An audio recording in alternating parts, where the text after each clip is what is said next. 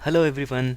So in this tutorial we'll see what is the task manager and what is the importance of task manager and what all we do see in a task manager and where it is located. Okay, without wasting any time, so now let's go and see where is this task manager available. Okay, so in the bottom, okay, when you go down here, so you can see the Windows icon here, search icon, different folders and everything, right? Just what you do is place your cursor here, just right click, and you can select a task manager. Okay, so once you select a task manager, a window will appear with several different things here. Okay, so first one is process, second one is performance, application history, startup, user, detail, services. Now let's see each and everything. So when I say process, so process means you have this laptop or a desktop. So desktop, within this desktops you have operating system, you have several softwares that are installed, and you have several devices that are connected to this computer. All these are there, right? So it is a process time. So within this, so for example, if I'm using Google Chrome, how much memory it is taking? So it is taking 31% of my memory. So that means if my RAM is 8 GB RAM. So out of 8 GB RAM, if I'm opening Google Chrome is taking 180 MB of the memory.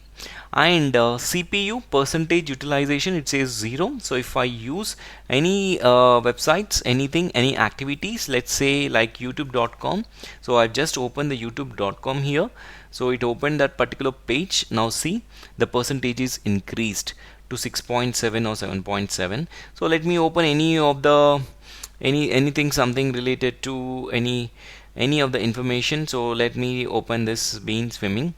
So let me open this. So let me pause this and see the memory utilization will be increasing. So now let me, so it is playing here, it is playing here, and then moving on. Now you can see the percentages gets increased. So this is how this is what the CPU utilization means. Okay, so it's like a vehicle, right? So it's like our a bike or a car. So when you try to increase the speed, though, the memory utilization will be more, or the CPU utilization will be more, right? So when you're not running, so everything will be normal, right? So then the computer, when you are using different kinds of application, so this will be increased. If I'm opening multiple tabs, so then it will increase the different things. Okay, and also softwares. So suppose I'm you opening WordPad. Okay, I'm opening the WordPad here. So just open the WordPad. So in the WordPad, if I since I have opened the WordPad now, so let me see now 45 MB of memory is being used, and on the disk, so nothing. So if I type something, hello all, hello all, how are you doing, so like this, so that you can see some memory.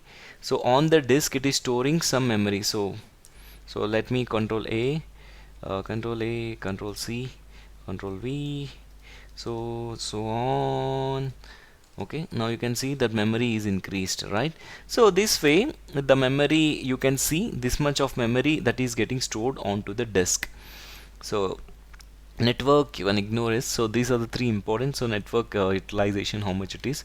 So how many applications you have seen, like Debut, Google Chrome, Microsoft. So these are the CPU memory. Sometimes what happens is when people are working in an IT industry, so their systems gets very slow, and even sometimes when you are playing a games, so you will be noticing, right? Okay, system performance is very slow, it's hanging up or anything. Just immediately what you need to do is just come to the task manager and see the memory which it is taking it, right? So if you feel like, okay, MS Word is taking a lot of time, just do right click on here and just click on end task, so that that application will be removed from here. Okay, so that's how the powerful the task manager is. And background process apps, these are the apps that you have opened, so it is showing At a backend it is running many things: Adobe Reader, Adobe Acrobat, ComStorage. So these are the system applications that are running at the backend. Okay, so these are categorized in such a way, like background process, and then at the background how many processes are running? 33 processes are running. So that is required by default. Windows, the only processes related to Windows are 78: anti-malware, so several desktop services which are running at the backend. So this we cannot stop anything. So when there is an issue, so mostly it will be on the apps. So if I want to delete anything, so you can, for example, if I want to delete this notepad, just click on end task, and it has, so that it will remove it. Okay, so then coming, I hope you got a clear understanding about the CPU and the memory. And then performances, you can see CPU performance is 35% of the CPU is being utilized out of 100. And the memory, you can see my RAM is a 9 GB RAM. Out of that, 2.7 memory is already being used. If it is exceeding close to 7, so my system may get hang up, or it may be very tight, so the application gets running slow. Disk percentage utilization, so since I'm not saving any of the, I'm not watching any YouTube videos or any videos, I'm not listening to any audio, so the volume is less. Ethernet, Wi-Fi, this is not required. If any Bluetooth is connected, it will show that Bluetooth is connected. Wi-Fi, okay, how much speed it is, so these things you can watch. Okay, application history, so this application history is something like what are the different applications that I have been using as of till this date. Resource usage since from this date to this date, so what are the different applications I have opened, so this it will list down here. Okay, so startup, so in the startup, when I open the when I open Windows login, so first it will make sure like Adobe Reader is there, so Microsoft OneDrive is there.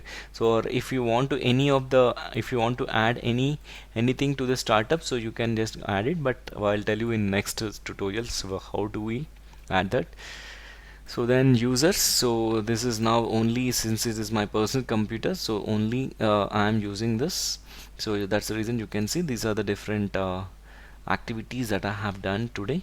And details, you can applications, so you can check the status whether this particular Chrome is running or not. Since I have opened this, so it's running. So now since I have closed, now you can see that Chrome is not visible here, right? So even in the process also, in the Chrome is not visible, right? So you can see, you can check the status of that particular software, whether it is in a running or sleeping mode. And services, so these are the different services that are being running at the backend. Okay, so this is the main importance of the task manager. So it's a basic troubleshooting, will help. It's, I can say it's a home tips for your computer maintenance. I hope you enjoyed this tutorial.